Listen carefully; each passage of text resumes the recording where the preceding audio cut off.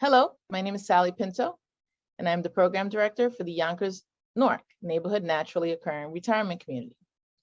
We serve seniors 60 plus in Northeast Yonkers. We are under the auspices of WJCS and the Yonkers Office for the Aging. We also have a resource specialist and a nurse on staff. We conduct virtual programming in partnership with the Yonkers Public Library on a daily basis. Enjoy the program. Hi, everybody. Again, my name is Alyssa. I work for Feeding Westchester, and I teach a program called Just Say Yes to Fruits and Vegetables. Today, we're going to talk about what's new about the nutrition facts label. Maybe not so new anymore to all of you, but it's always good to go over it, review. Maybe there's some things that we could pick up on that we weren't aware of before.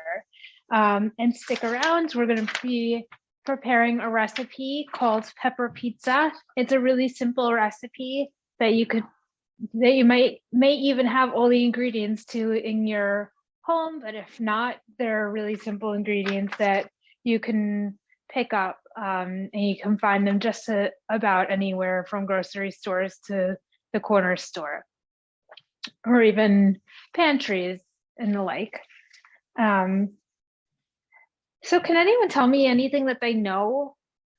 By the way, I always like to mention that it's voice by choice in here. I'll call out and ask questions, but you don't have to answer, although it makes the group so much more fun and engaging. You learn so much more when you do participate, so please, please, please participate. I love hearing your voices.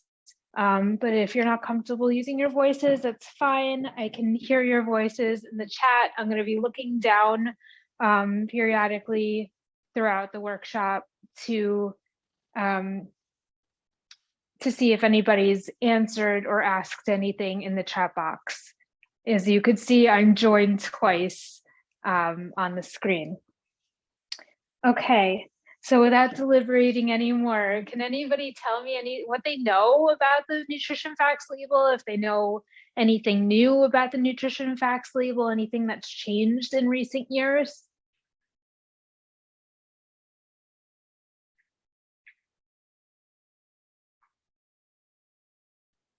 Okay, well, that's okay if you're not sure about the things that have changed. I'm not sure if you received the handouts that I had sent over today. Oh, Sally just wrote something. Oh, Sally wrote she didn't even realize it changed. Yeah, there's just certain little things that have changed to help us so that it's less confusing, less tricky, and I say tricky because in the past, it sort of felt like companies may have been deliberately confusing us with certain things to make it seem like certain calories may have been less. So now, okay, so for instance, now when you see a bottle of soda, for instance, or a bottle of juice, the nutrition facts label actually reflects that entire bottle. For ones that seem like they're, so maybe like a 16-ounce bottle, that'll reflect, the nutrition facts label on there will reflect one serving. Whereas in the past, it may have said the amount of calories in there, but in tiny print, it may have said for 2 servings.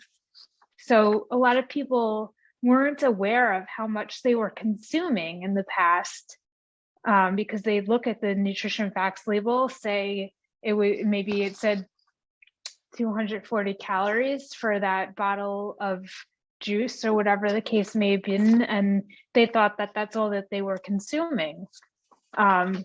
Now that same bottle of juice might say 1 serving at the top, and it'll say double the amount so that it'll reflect the entire bottle. So I hope that makes sense. Yeah, that's a really great change. I agree, Sally. And something else that has been changed is that that it now has, not only does it say total sugar, but it tells you the amount of added sugar. So for instance, say you are purchasing a bag of dried fruit.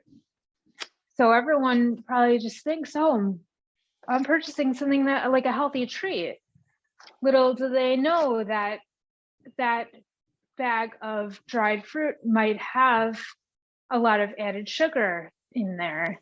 So that's how you can determine if there is actually any added sugar, which is what we want to try to avoid or have less of, is any added sugar. So say it's a bag of dried fruit, you want to look for total sugars and then look underneath to say includes blank added sugars. You want it to say 0 added sugars. So as often as possible, things that you consume that have a nutrition facts label, you want those things to say 0 added sugars, or just a minimal, maybe 5 grams or less. But you will be surprised how many things out there have many grams of added sugars. And it's, of course, fruit is naturally high in sugar. We don't want to add any extra added sugar. It's not necessary. So we want to stick as much to the things that are naturally sweet as possible. So when we're looking at the nutrition facts label, anyone have anything that they want to say, add to what they know about the nutrition facts label? Maybe I open do you have any questions at this point? No questions? I have a question actually, Sure. regarding the servings. Because they usually would tell you how much a serving represents, either it's a cup or a tablespoon and all of that. So I just wonder if you can highlight that too. So, okay, right. So when you're looking at a nutrition facts label, and if you get these handouts, you'll be able to see it in front of you a little bit better, but maybe I'll come around and hold it up to the screen so you could see it a little bit better. Can everyone see this? Okay. So when you're looking at the nutrition facts label, you are looking first at the serving size, and you could see something else that's updated. You could see the side-by-side comparison. It's actually an updated amount, and it has a larger type. So it's a little bit more specific than it used to be. So in the past, it would say 2/3 of a cup is the serving size, and then it would say servings per container 8. That would be in small print. And then on the new one, it'll say 8 servings per container on the top, and then in bold print, it'll say 2/3 of a cup. So that below there, the calories that are in bold print, those 230 calories are in what's in 2/3 of a cup. Does that answer your question at all? And so for the rest of the nutrition facts label, everything that's below there just reflects what's in 2/3 of a cup. I'm just going to mute myself for one moment, okay?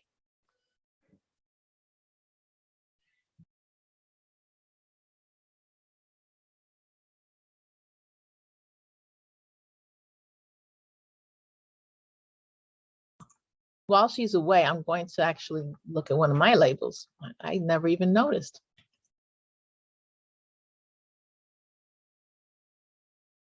I wanted so bad to go grab a can, but Hi, sorry about that. It was a little noisy in the background, so I just wanted to, I don't know if anyone else can hear that, but in case they can, I just want to eliminate all the extra, any extra noise that we have.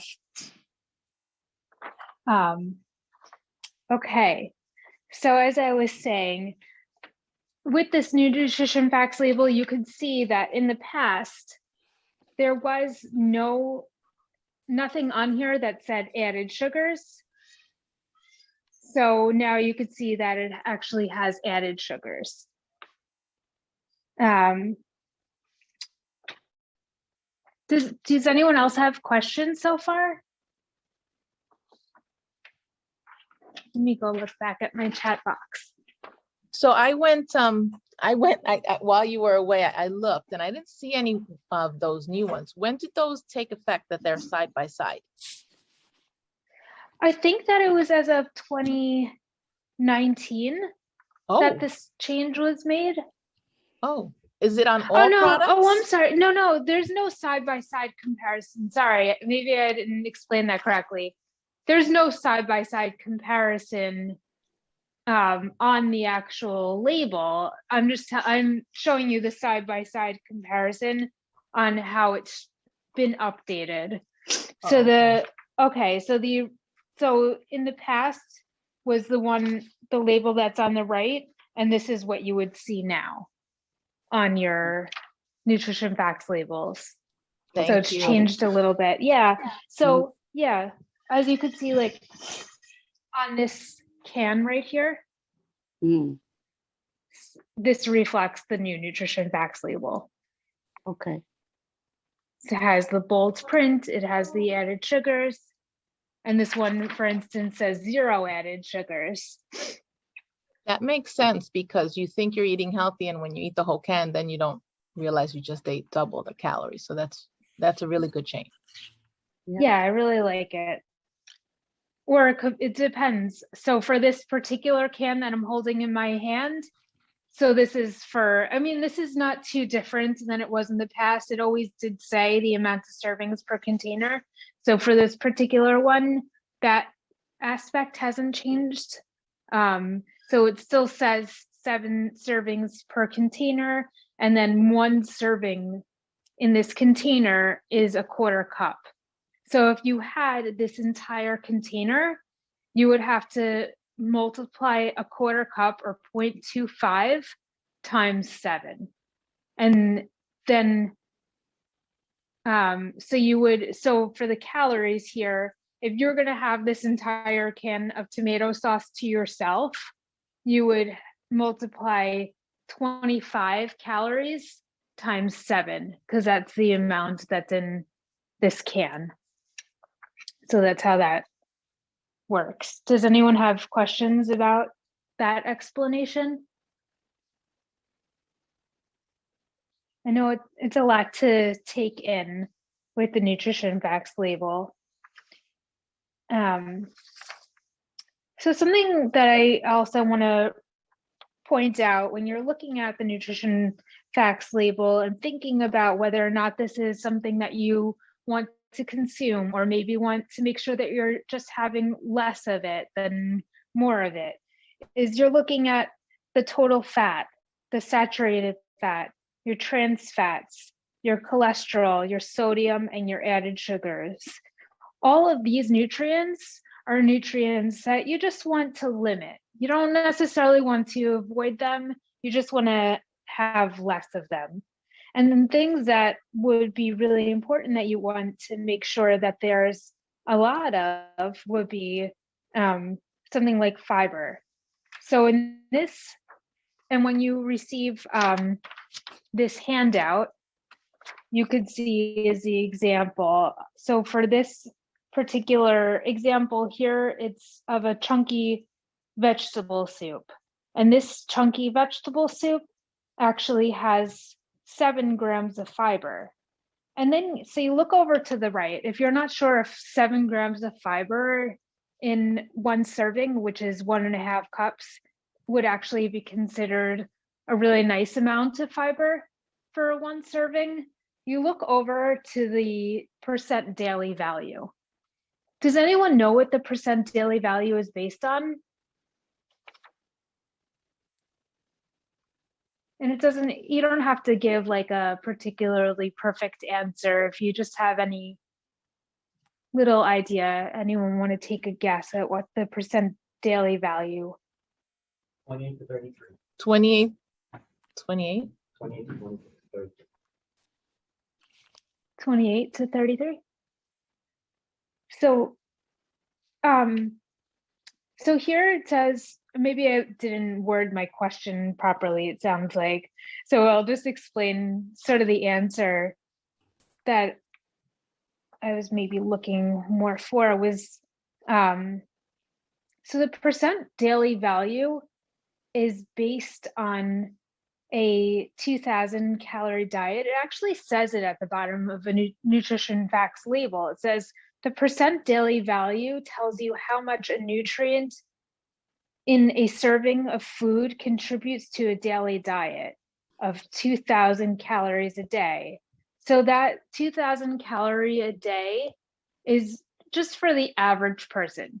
Some people need more calories a day than 2,000, especially somebody like taller people, some of you very muscular athletes, they may need many more than 2,000 calories a day. But then there's the other end of the spectrum, somebody who may only need 1,400 calories a day because they live a sedentary lifestyle, they're very small stature. So that individual may only need 1,400 calories a day to maintain their current their weight status, or where they are comfortable being. Someone had their hand up. Someone had a question. Oh, really? I didn't see. Yeah, Wally had a question. Sure. Hi, Wally. Do you want to ask something? No, I didn't have a question. I had the answer, but I put my hand up to say it, but you were reading by then. Oh, I'm sorry. Did you want to No, share? it's okay. No, you took Okay. all the words perfectly. You said it perfect. Okay, good. I hope I explained it well. So that percent daily value, again, is based on a 2,000 calorie diet. So here, going back to the fiber content, in this particular example of this chunky vegetable soup nutrition facts label that I have in front of me, it tells you that this has 25% of the daily value of fiber that you would need for an entire day's worth of your fiber content. So that means if you had 4 servings of this, which you wouldn't necessarily do, if you had 4 servings of this, because 25 times 4 would be 100%, that would be 7 times 4 for the entire day. I don't know if that's maybe why somebody had said 28 grams. That would be 28 grams per day. That would be 100% of the daily value for a 2,000 calorie diet. So can anyone guess, would 25% daily value, would that be considered high or would that be considered low?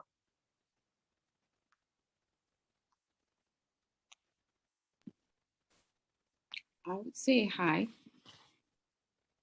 Right.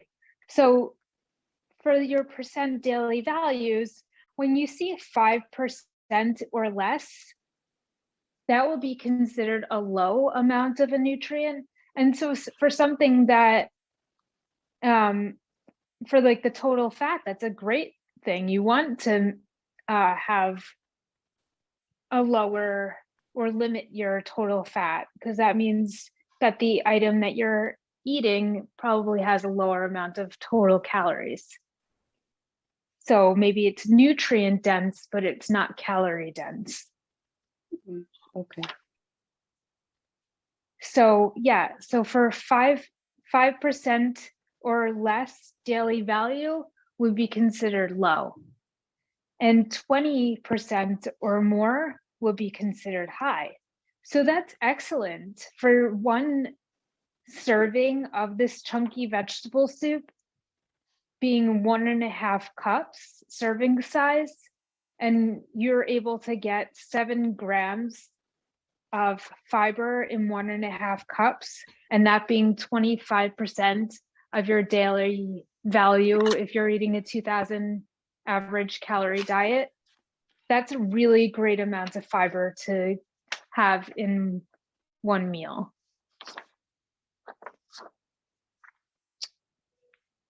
Does anyone have any questions? I know that this is a little bit more complicated of a topic than we usually discuss. So, and I'll put it my email in the chat box so that if you have any questions, once you actually see the nutrition facts label in front of you, you can always ask, you can always email me. I love educating about this nutrition facts label.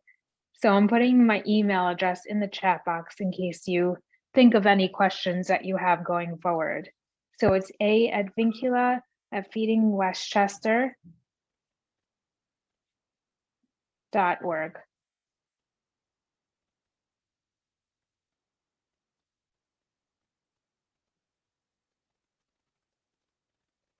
Okay.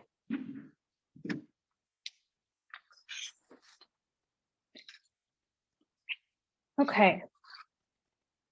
So again, any questions before we move forward?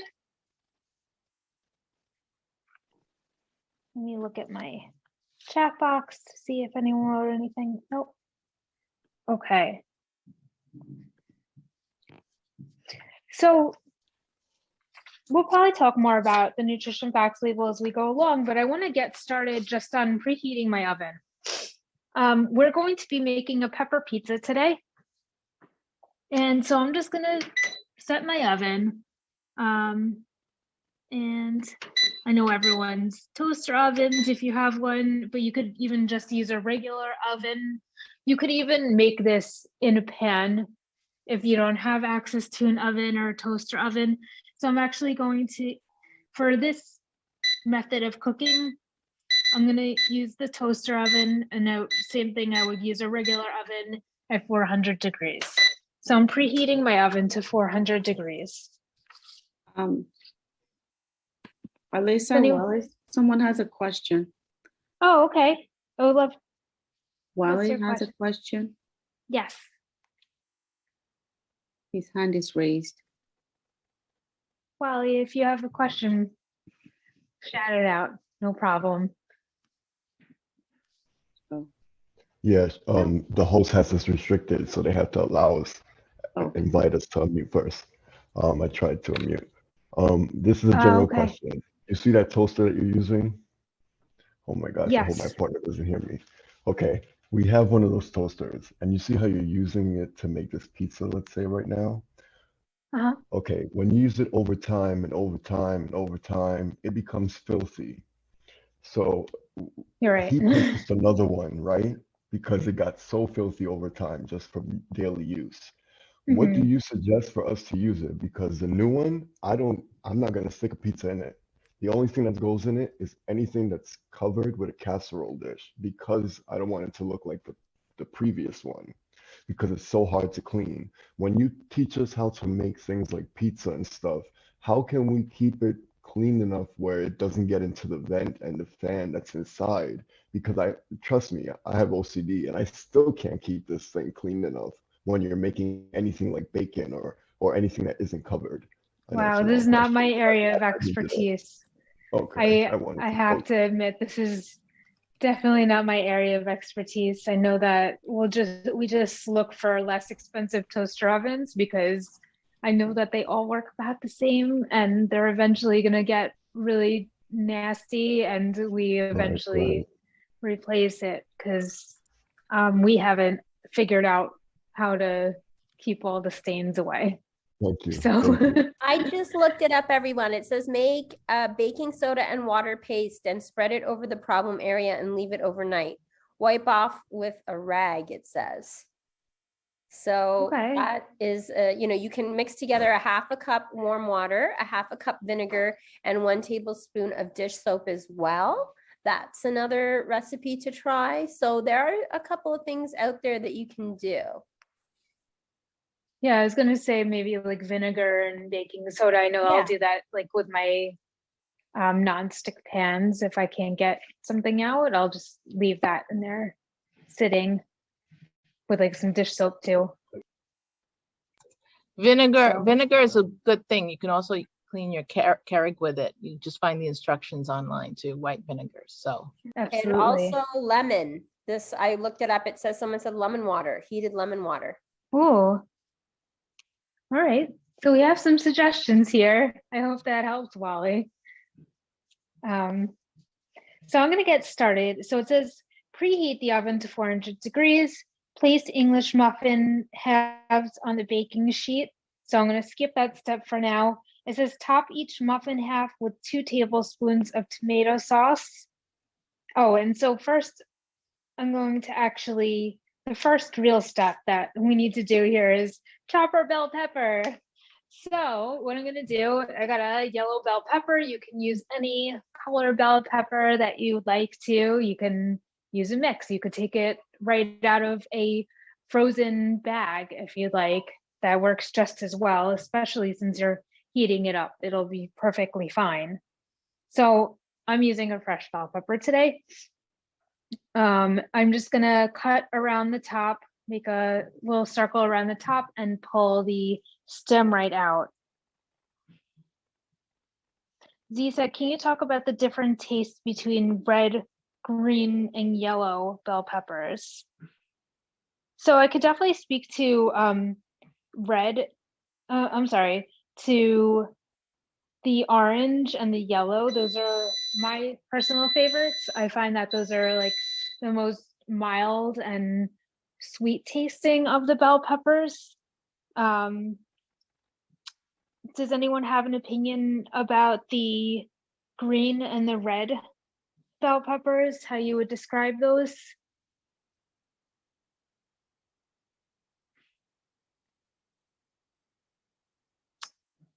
It's all really just personal taste, but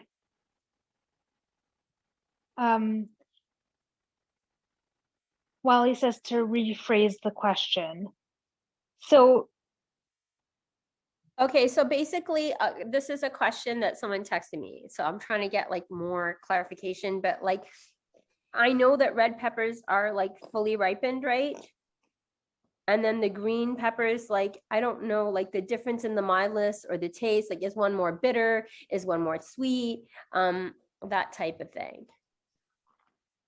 You know, they're all a good source of vitamin A and vitamin C and the absolutely potassium and the folic acid and the fiber. Like we get that because you've been really wonderful at telling us in past Zooms, like the wonderful properties of the peppers. But it's just kind of hard, you know, to figure out like, is the taste, you know, is what differentiates them, or, you know, when you would use something in a recipe over another, except for personal taste. To me, it's personal taste. I know that this recipe here, if you go on our page, it'll show the pepper being made, the pizza being made with a green pepper. I know often in Italian style cooking, you see the red and the green peppers a little bit more often, but to me, I think that it's really personal taste. But like you said, it has so many great nutrient properties, especially they contain vitamin C, which is really great at fighting colds and healing cuts. So there's really great properties in all of the colors of bell peppers.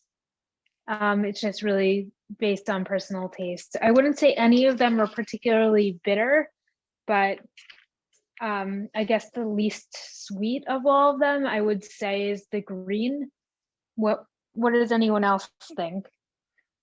I kind of agree with you because I've tasted like different ones, and I would say the green peppers just taste a tad more bitter, you know?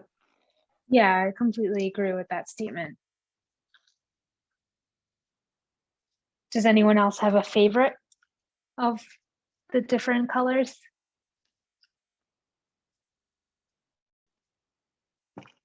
Okay. I like sweet, so I'm gonna try to. I eat green more than I eat anything else, but maybe I should try to eat a little Oh, more. wow. I like the orange I one. always think it's just good to diversify. I'm sorry. I always think it's just great to diversify your colors and your fruits Oh, of your fruits and vegetables that you take in as much as possible. So, so Wally has a comment. Oh, He's yeah. asking to rephrase the question. Thank you, Miss Pam. You're welcome. No, that one, but I got the next one. The difference, because I wasn't feeling too well like last week, so I kind of looked the science up from last week. So the green ones are harvested, they're mostly unripe. They're less sweet, more bitter, and the nutrient concentration is lower, and the price is usually lower. oh, and the For the green color ones. yellow, Yeah. for the Huh. yellow, the harvested are mostly ripe. They're more sweet, less bitter, higher nutrient concentration, and the price is usually higher. The orange, the harvested is ripe, more sweet, less bitter, usually higher concentration, and the price is high. And the same thing for red. That's really good to know. Thank you so much for sharing that. I didn't really know that before. Yeah. Only because Z asked that question in depth. Yeah, someone texted, so Yeah. it's like I've been looking up things too. It's very interesting what you can find. Yeah, so I love when I get probed for different questions because it inspires me to do a little more research. So sometimes you don't know what you don't know until you're asked, and that's how you learn. I appreciate that. Thanks, Alyssa. Okay, so I'm just finishing chopping the peppers. So it says to use 1 bell pepper. I only need about a quarter. So as you could see, I took the stem out of the top, and then I cut it into long skinny strips, and then I turned it the other way, holding it together and cutting it into little chunks. I only cut about a quarter of the bell peppers since I'm only going to do one full English muffin today, 2 halves.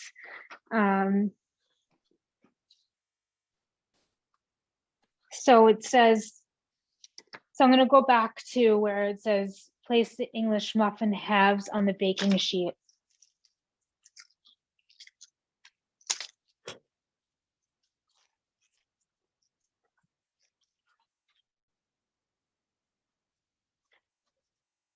Which I should have actually taken the baking sheet out before. So we're going to actually do a little bit of pretending.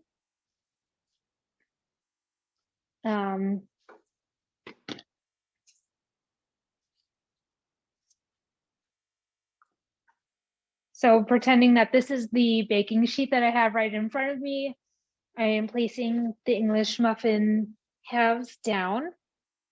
And then I'm going to open up my can of tomato sauce. If you can find a low sodium can of tomato sauce or jar of tomato sauce, I would recommend that. We should try to keep our sodium intake to under 2,300 milligrams of sodium per day. So whenever you can find low sodium or no sodium added, so sodium is salt, low sodium or no sodium added cans of things, that's the best option. But if you don't have that option available, just be mindful of your sodium intake throughout the day. So it says, yes? Yeah, I was just gonna say, Diana is asking if she can get a closer look at the ingredients in front of you. Sure. So Okay. in front of me, I have a low-fat mozzarella it says pizza blend. It doesn't have to be a pizza blend. Just let it be a low-fat cheese of any kind. This one happens to be part skim mozzarella cheese blend, but absolutely doesn't have to be, it doesn't have to say pizza blend. I think that the next best option would probably be a low-fat mozzarella cheese, and it would say just that on the package. Anybody else you like to use any other types of cheeses on their pizza? And so the other thing that I have right in front of me is a can of tomato sauce. Okay. But like I said, you can use whichever tomato sauce that you have available to you. It could be marinara sauce, whatever you prefer. And then I have garlic powder. Okay. And I have oregano, as well as English muffins. I'm using whole wheat English muffins today. Does anyone know why I would choose to use whole wheat English muffins? Fiber. Yeah, so I like to use whole wheat whenever there's the opportunity. This one just says whole wheat, but I do recommend if you can find English muffins that say 100% whole wheat, that is the overall best option. That means they're not mixed with another type of flour, whereas this one is probably mixed with another type of flour, meaning that it could have potentially had more fiber in it if it weren't mixed with like a white flour. Okay. But yeah. So this one's not necessarily 100% whole wheat. Okay, so it says to top each muffin half with 2 tablespoons of tomato sauce. So 1, 2.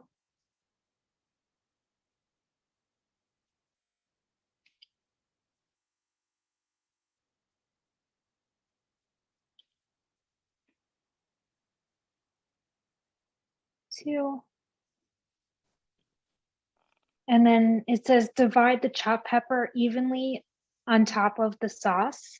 So I'm just gonna split that quarter of the bell pepper in half and put half of the amount that I have on one half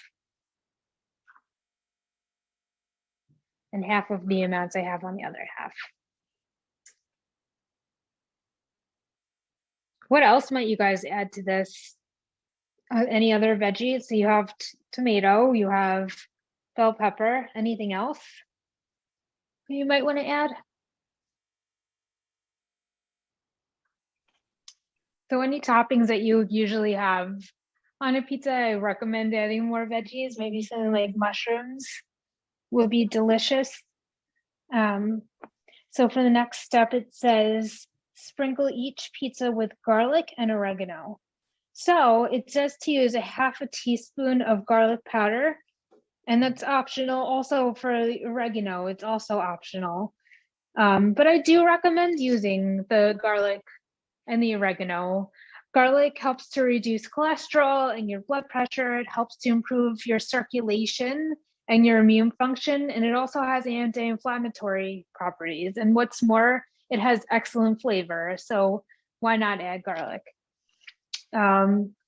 And as for oregano, it's rich in antioxidants, and antioxidants prevent disease and they boost immune function. They're also rich in phytochemicals, which help to reduce inflammation. So there's really some great benefits that you can get from these different herbs. So if you enjoy them, then I highly recommend adding them. Let's see what Dina said. Is it possible they can move the camera closer to see what the pizza ingredients are? Okay, so I think that I showed you the pizza ingredients, Dina. Diana, I'm sorry, I read your name wrong. And Wally wrote he would add mushrooms, spinach, cilantro. Ooh, cilantro, that's interesting. oregano, black olives, yum, and greens just to make them pop with color, with the color of your pepper. Oh, green pepper, okay. Food is his topic, that's for sure. Yes, we're all in the right place for a group of eaters. Thank you, Wally. Okay, so I'm gonna sprinkle my oregano and my garlic. So it says to use a half a teaspoon of garlic powder. So actually I would end up using an eighth a teaspoon of garlic powder, since I'm only doing 1/4 of the recipe.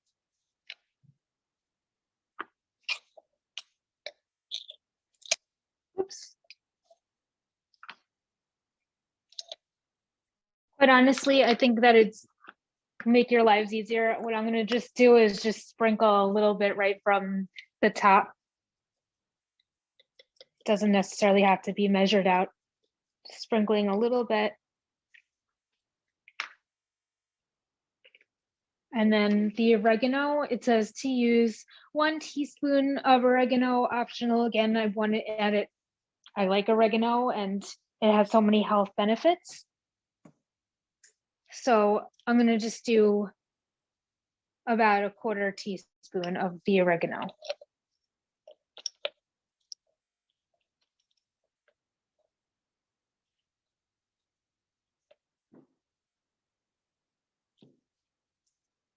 I'm going to do half of that 1/4 and then the other half on the other side. And then I'm going to, it says to use 1/4, I'm sorry, half a cup of shredded low-fat mozzarella cheese. So I'll do about 1/8 a cup.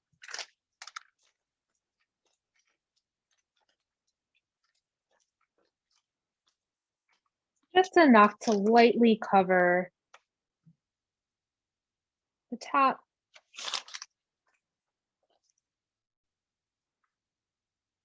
And then we stick it in the oven and we bake it for 10 to 15 minutes. So I'm not going to make you wait around the whole 10 to 15 minutes for it to bake, but what I'm going to do is just let you see what it looks like.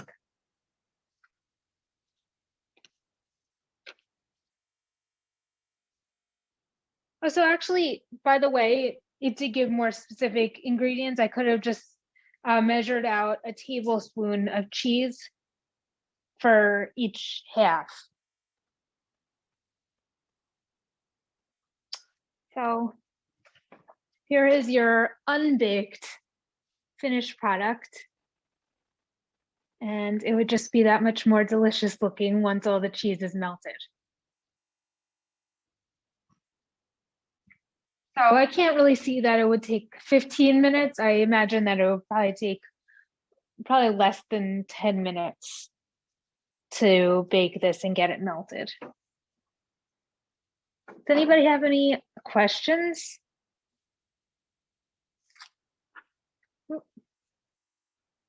How long do you think, you said how long in the oven?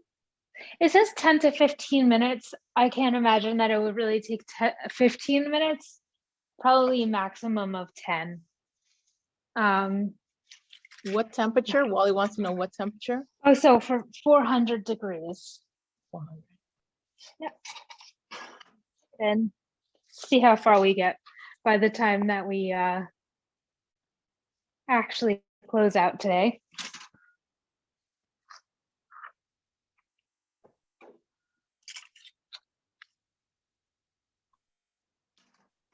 Looking delicious, yummy.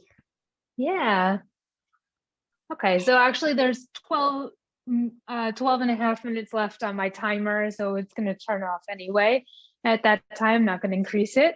So if we're still here, that's great, and I can show you guys what it looks like when the timer goes off. Any questions? Anything that we didn't get to talk about. Timers are really important. I want to talk about the importance of timers because you could be doing your laundry and doing other things and cooking, and then if you don't set a timer, it's very easy to burn things. Oh my gosh, yes. I can't remember one thing from 1 second to the next sometimes. So yeah, timers save my day all the time. And I like that not only is there a timer on this particular toaster oven, but it actually turns off when the timer goes off. So that's a huge lifesaver for me. And people can set it on their phones or on your microwave or on the stove, like like an egg timer, like there's different timers that you could use. Most definitely. This is a good breakfast too, right? So this could be breakfast or lunch. Yeah, absolutely. Or dinner. Or snack. Yeah, why not? Yeah, this is like the all around. I think this is a winner. Yeah, I love it. Thank you for pulling up this recipe and having us share it today. I love that there are certain things that I get to recipes that I get to prepare with this group that I don't get to prepare when I go do in-person workshops, because I'm not going to really have access to a toaster oven if I'm out in the field. So it's nice to be able to have these experiences sharing cooked recipes with you guys. Wally had a question. How many servings per person? Yeah. What would be considered a serving? 3? Okay, so actually this recipe calls for 4 English muffins. Let me just double check on this particular package. Yeah. Okay, so 1 English muffin is considered one of these full muffins. One of these full muffins. And there's and this recipe calls for 4 English muffins. So 2 halves would be for 1 person. 1 full English muffin would be for 1 person. And so this whole recipe, which I didn't make the full recipe today, I only made 1/4 of the recipe. So yeah, what I just put in the toaster oven would be for 1 person. But if you get a hold of the recipe which I sent over today, I think that you'll get access to it. The nutrition facts label, since we've been talking a lot about nutrition facts label today, this nutrition facts label is telling you, of course, it depends on the final products that you purchase, but about, give or take, if you're using a low-fat cheese, English muffins, tomato sauce, the ingredients that we use today, this nutrition facts label reflects 1 serving, so 1 whole muffin with all your ingredients on top, and it's saying that for 1 serving it will be 200 calories, and then it goes on and tells you the rest. Wally wrote, I could eat the whole pack in 1 sitting. It is a shame. I want to make this now. It must be fate that all these ingredients are just staring at me from the kitchen. Awesome class. Thanks for the label and the email. You're welcome, Wally. Thank you so much. Yeah, it's a really great recipe, and it doesn't have to be. I wanted to actually bring up the fact that you don't have to use English muffins. What else can you make this with? If you happen to have pita bread, absolutely. What else? Toast, yeah. You can get, if you want to make this with kids, you can get your own whole wheat pizza dough and stick the ingredients on there. I like the cauliflower dough that you can roll out. There you go. That's fun too. Why not? And you get more veggies that way. You could put it on a tortilla if you like something a little more crispy. So that's a great idea. idea. So it'll be like a thin crust, very thin crust pizza. Some people don't like that doughiness that you find with certain pizzas, or that you would find with an English muffin. Yeah. Like the English muffin's like very rich texture, and it's thicker. And then, you know, Melba toast. I used to eat Melba toast in tea. So you could put it on Melba toast. It's like the equivalent of a deep dish pizza versus a thin crust New York pizza, right? Yeah. Hi, everyone. This is Z from Yonkers Public Library. Thanks so much to Sally Pinto and Alexis and Barbara from Newark. Thank you to our community partners, WJCS, the City of Yonkers Office for the Aging, Westchester County Legislator Ruth Walter, Friends of Crestwood Library, and Yonkers Public Library for making this phenomenal partnership. And we thank each and every one of you for being part of our wellness community. Be well, stay well.